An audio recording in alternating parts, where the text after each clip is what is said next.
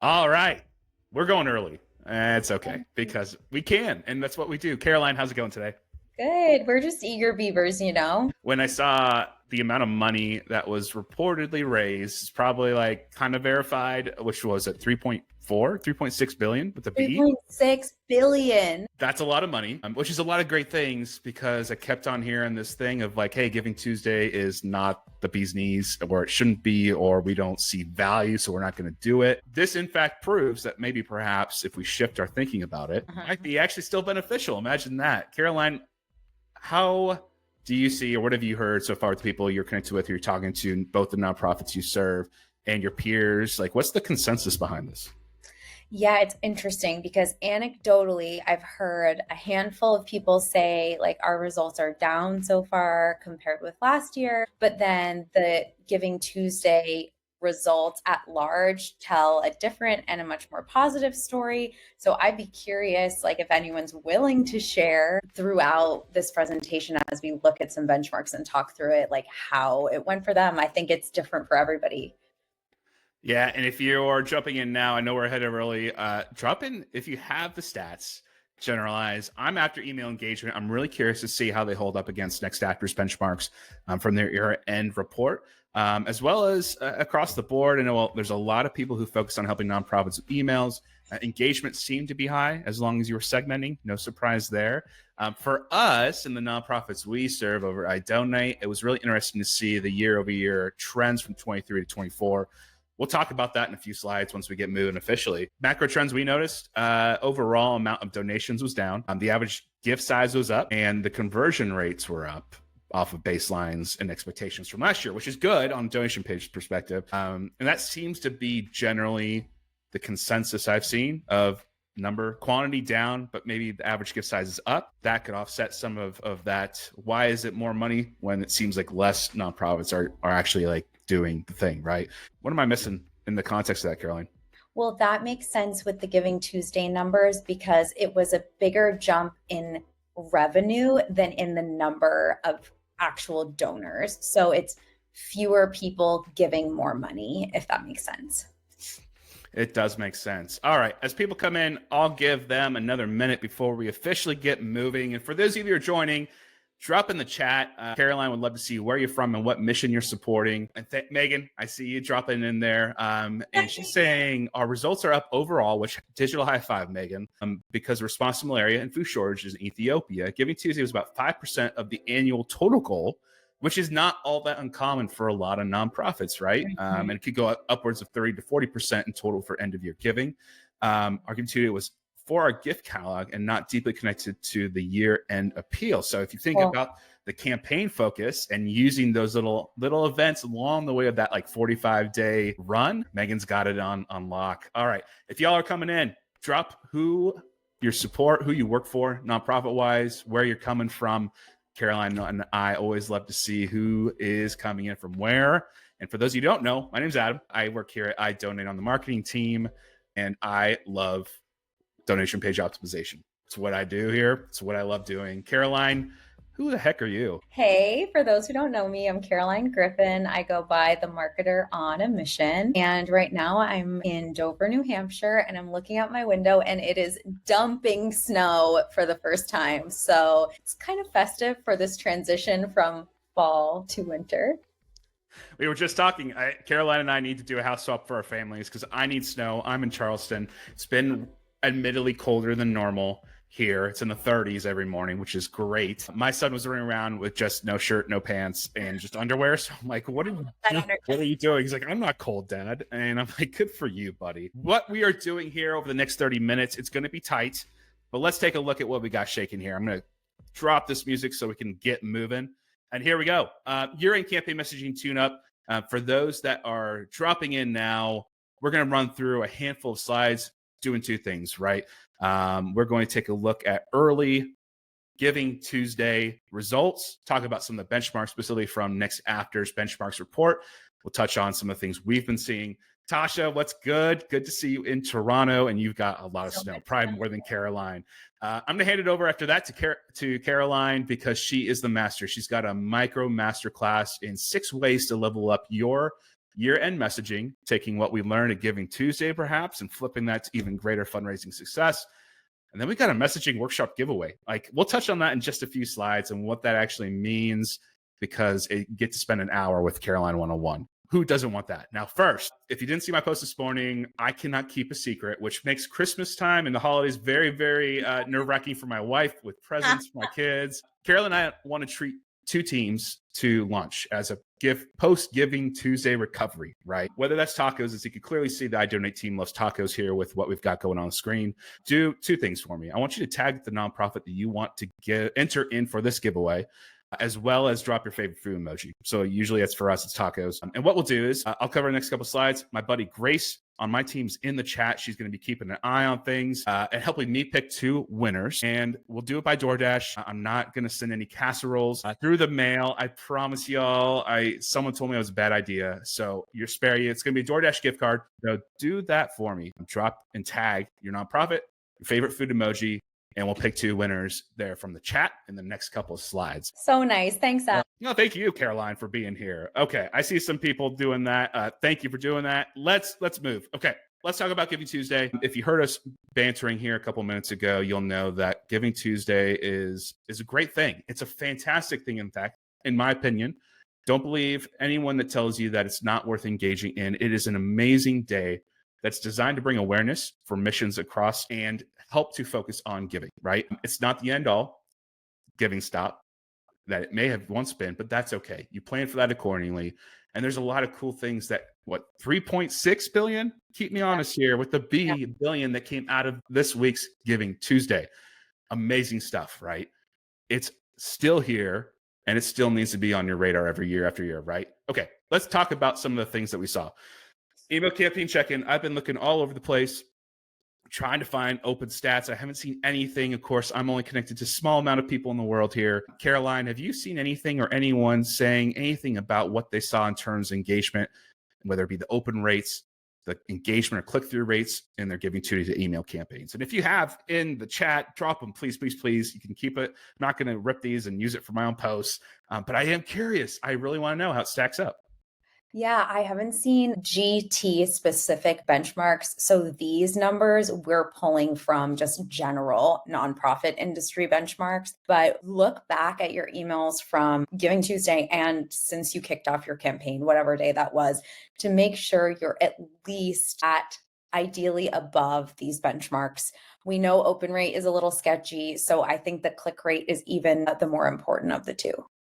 Gotcha. Yeah. It's one half of the battle. You can get people to open it, but if you don't deliver on the messaging, imagine that, what we're going to touch on later, it's going to fall flat. Okay. I don't see any stats here. Benchmarks, although if we keep going, feel free to drop them in the comments at any point. We have a lot going on here. Okay.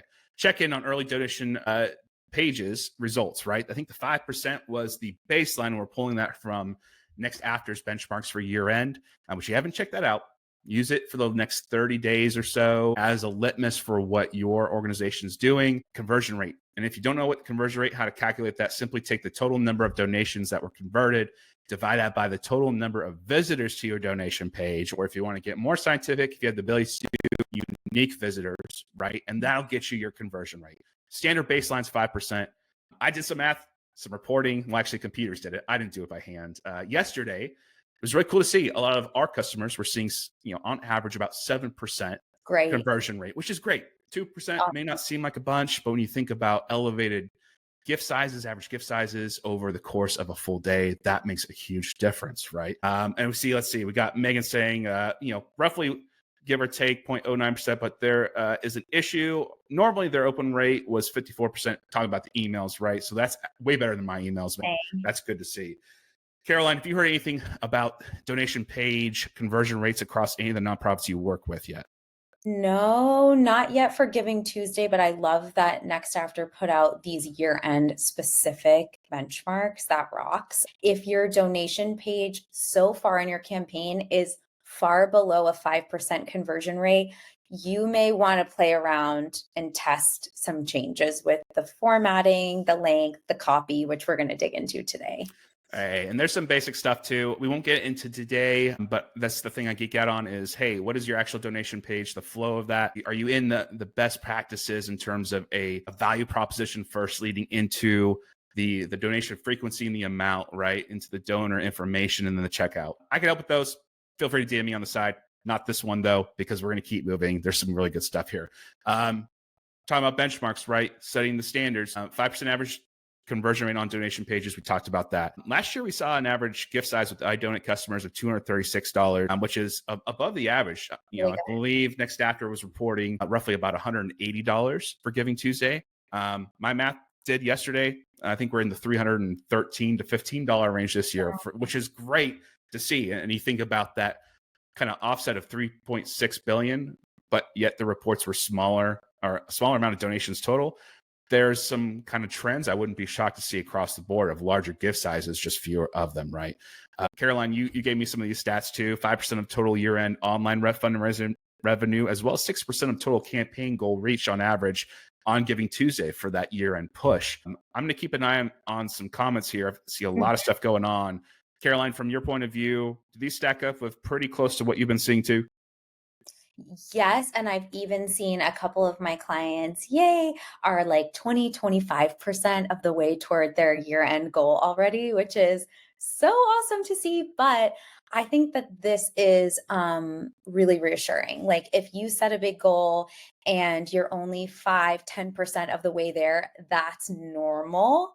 You're good. You can still be sharing those progress updates and continue to push. Don't feel like, eek, are people going to be like discouraged or weirded out that we're not farther along? No, because as we know, so much of it comes in the last few days.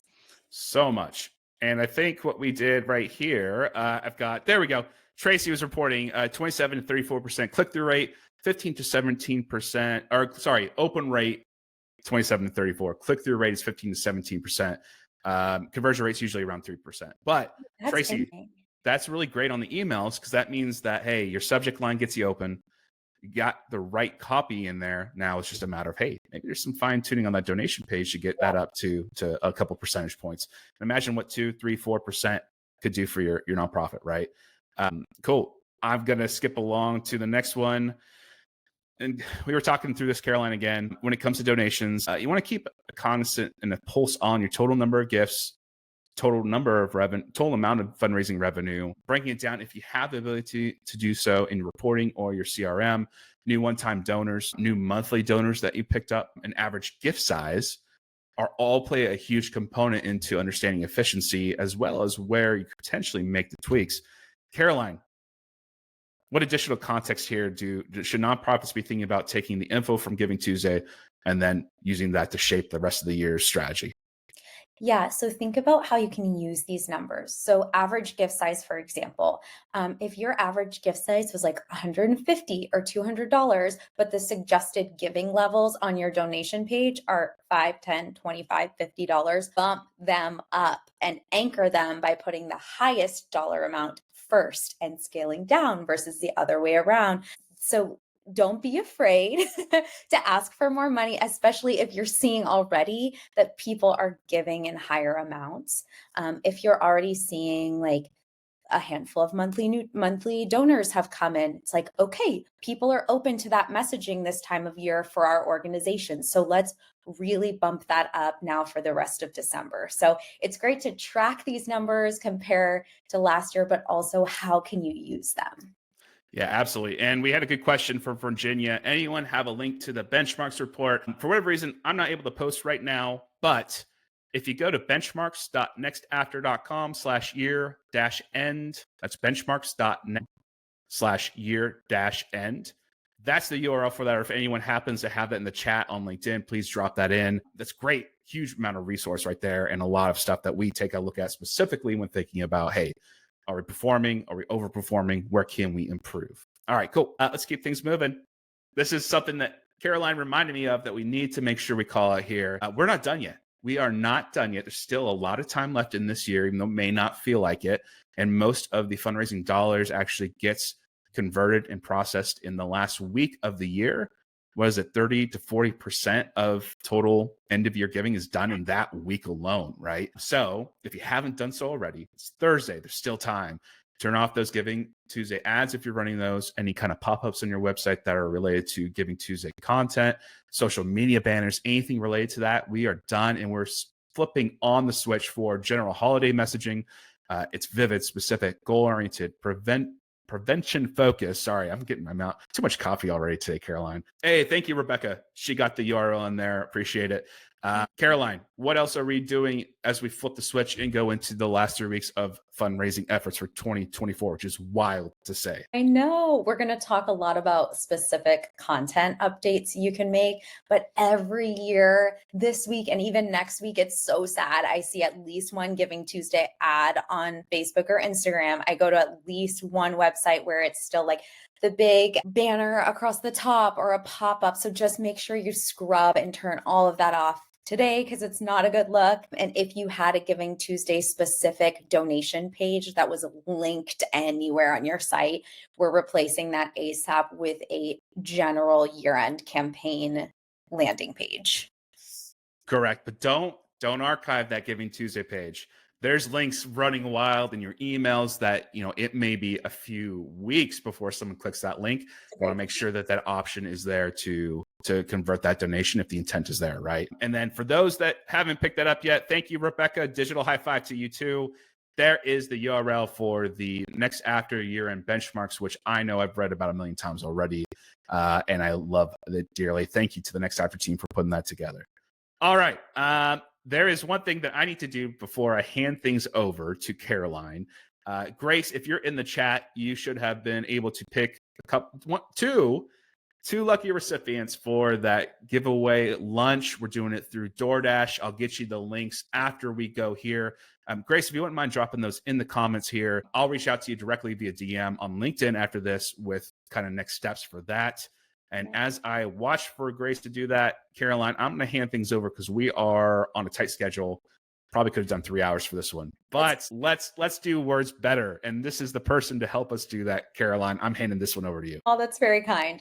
I just wanted to share some very specific things you can do to kind of audit your year-end copy messaging at this point and maybe make some really lucrative small changes that can go a long way in these final weeks of the year. I want to give a quick shout out to the Institute for Sustainable Philanthropy. I recently participated in their fundraising copywriting certification program. Loved it. Highly recommend. They're not paying me to say that. I just really loved it. And a lot of this I learned from them. So let's dig in. Oh, we love this quote. Failing often and testing big differences shows you are doing enough as a copywriter. You should feel like at least a few of the messages you're putting out in the next few weeks are a little scary, like really a little new, different for you, weird, unique from what you're seeing other organizations do. Those can be the gold mine emails, landing pages. So promise me you're going to try at least one or two things that feel a little bit edgy, and I think it'll make it more fun for you in the driver's seat too. Okay, let's go jargon hunting, y'all. Pull up your year-end campaign page, whether that's a full landing page or just a donation form. Pull up that webpage on your screen, and I want you to glance through, or maybe you have the copy memorized at this point, and look for these fluff words: help, support, donate, impact, change, join, hope, future. You can do a true audit later, like go through and count the number of times you're using each word. But if you're seeing these pop up a lot, these are the most common nonprofit fluff words. And the more you're using these, if we go to the next slide, the more flat your content probably is, and the more it's blending in with everyone else's. So I would encourage you, and we'll talk about what to replace those words with, to go through and make your content and your value proposition three and a lot more specific. Okay, here's another little test we can run. And I don't think I'm able to paste this URL in the chat either, but if you can all head over to webfx.com/tools/read-able. This is a free readability checker. I use this like on a daily basis. And when you get to that URL, you can just copy and paste your year-end landing or donation page into that form. You should see it right at the top of the page, and it's going to give you a grade. And if you scroll down on that page, you're going to see the Flesch Kincaid grade level. I think on the next slide, I have this all laid out. Yes. So that's like your classic grade level. And you want your content always for fundraising to be at a 6 or below, meaning a 6th grade reading level or lower. And that is very challenging. And I rarely see it in the nonprofit world. So if you put your page in, or you can paste emails in there, whatever, and you're getting like a 7, 8, 9, you need to simplify your content. That's a sign of respect for your donors and their time, and to make sure that they're all really understanding what you're putting out. So at or below a 6 is what we're aiming for. And you want to be using the word you and your twice as often as words like we, us, and our. So your content should be directed at your donor and about them twice as much as it is about you, including your actual donation page and all of the copy on that page. Headline should have you or your in it, and I don't see that nearly enough, because you want to reach out and grab them and give them a hug with that headline. So if your headline right now is just donate to our year-end campaign, you can flip it. You can flip it and make it an invitation and a warm welcome to the donor. And then lastly, we want to emphasize the sliding doors with your case for support for your campaign. And on the next slide, I'll sort of break down what that means. And I did not coin this term, so some of you may already be familiar. Okay, so when we talk about a sliding door case for support, so many nonprofits are focused on emphasizing the positive all the time. And generally, that's a beautiful thing, to be hopeful and positive and optimistic. But what actually motivates people to make behavior change and to reach into their wallet is preventing something negative from happening. That's the way our brains work, for better or worse.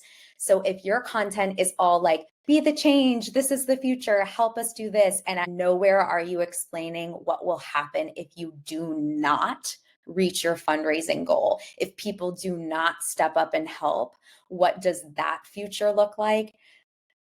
I really encourage you to go there. Your content does not need to be all doom and gloom, but on your donation page and in all of these really important spots for your campaign, you want to share both what the future will look like if you do reach your goal, and sadly, what it will look like if you don't. That is going to light a fire under your donors' booties in a way that the positive messaging doesn't always do. And when we're developing that case for support, we want to use all of the senses, or as many of the senses as we can, to make it relatable. So now we're kicking it back to like elementary and middle school copywriting 101. But I really encourage everyone after this session to like do a little woo-woo journaling, close your eyes, and think about, what does the future look like if we reach this big, hairy, audacious fundraising goal? What does it look like, sound like, smell like, taste like, and feel like?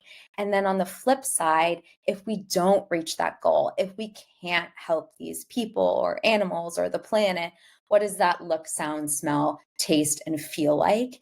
And you'll uncover some really vivid and really specific details that you can go and weave in on your donation page, in your emails, in your social posts.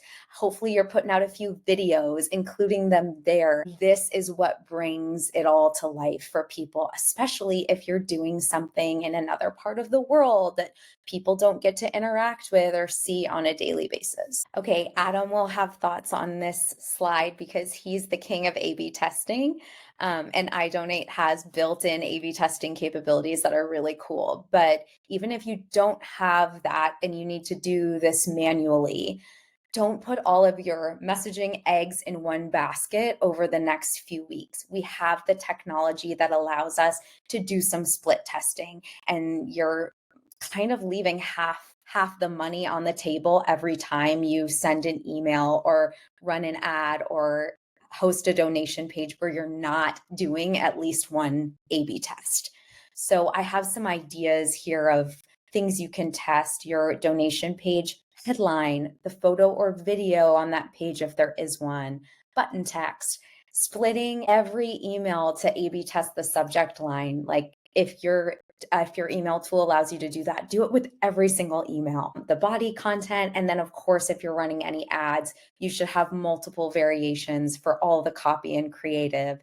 And back to my challenge from earlier, try at least one thing that feels like, "Oh, I doubt this is going to work. This is wild. I've never seen this done before," because you never know. Adam, you probably have tips on how to run A/B tests correctly. Oh, geez. Yeah. And I can only give credit where it's due from learning from Nathan Hill over at the Next After Institute. I went through a handful of their courses, specifically around optimization and donation page building. It got me on such a great foot. So if you haven't done that, go check it out. They usually have some cool things going on in terms of dip your toes in 30 days, try it out. Nathan, if you're here or if you're watching at some point in the future, thank you. Now, with that being said, the one thing I do want to call out is that you don't have to have $1 million tech stack to do A/B testing. There's a lot of cool tools that do that. If you're using iDonate, like Caroline said, it's built in. But the one thing to remember, if you're looking to test, one change per experiment is ideal. And then there's statistical relevance that, you want to run for a certain amount of time, typically 2 to 4 weeks. 6 weeks is ideal, but oftentimes, especially with year end, that's not possible because we've only got 3 weeks left. But you can use Giving Tuesday results as a jumping off point to start running those year-end tests, right? Typically 300 to 400 donations if possible, or there's traffic minimums to your donation page. But I understand that there's a lot of nonprofits in the US and across the board. I think we're at 1.9 million in the US alone now and more globally.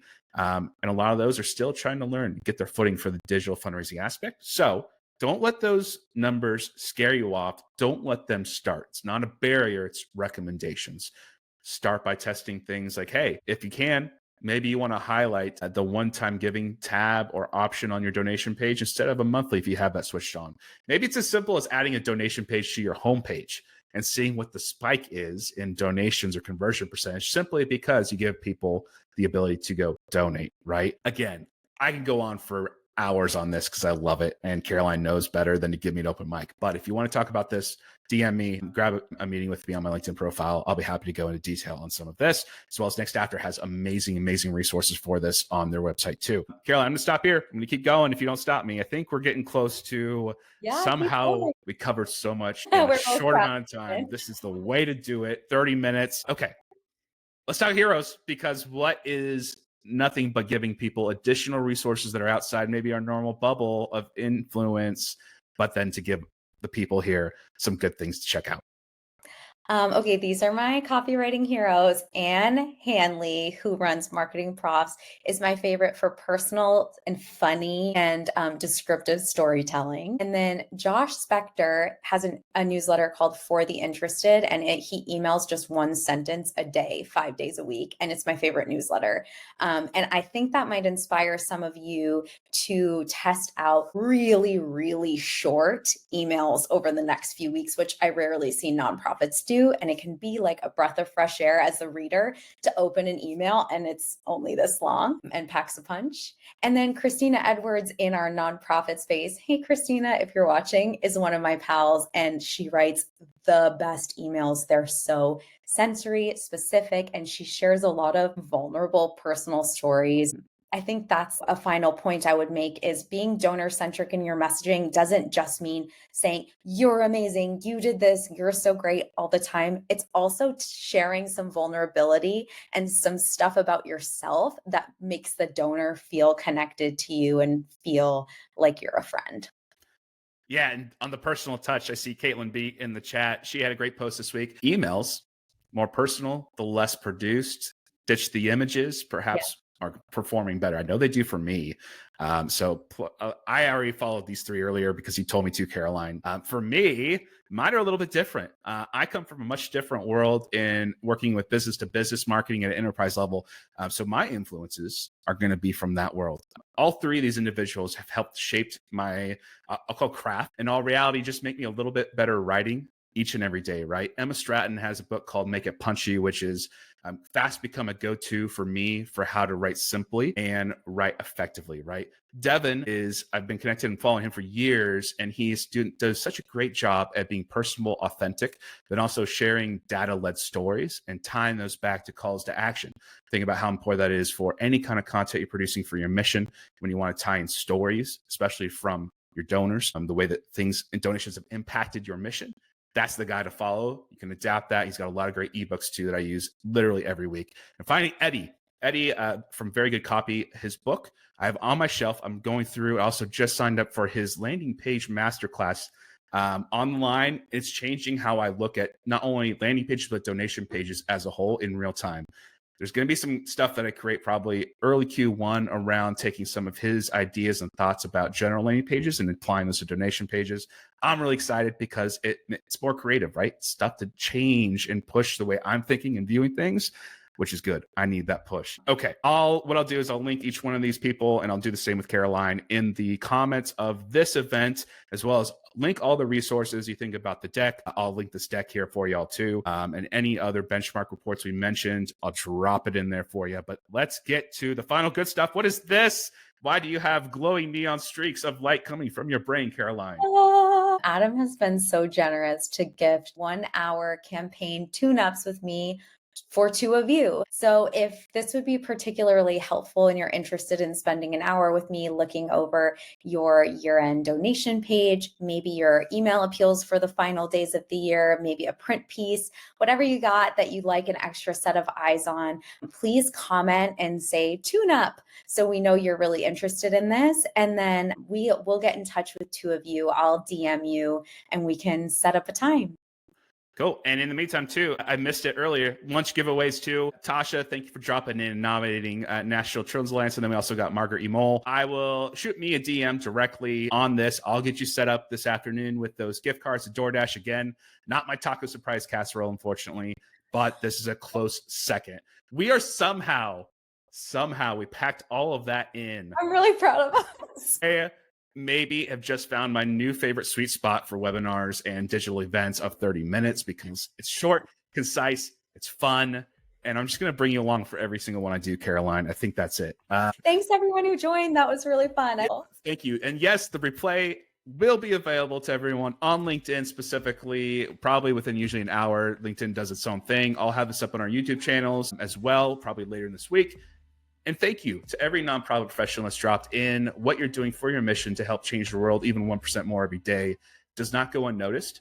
It's a lot of hard work to fundraise, especially in the digital scape. So on behalf of Caroline and myself, thank you. We salute you. If there's anything we could ever do, let us know. We're only just a DM or an email away. Caroline, anything else I forgot before we sign off here? No, thanks so much, Adam. Cool. Y'all, appreciate it. Have a good one. And let's get fundraising at the end of the year. Loving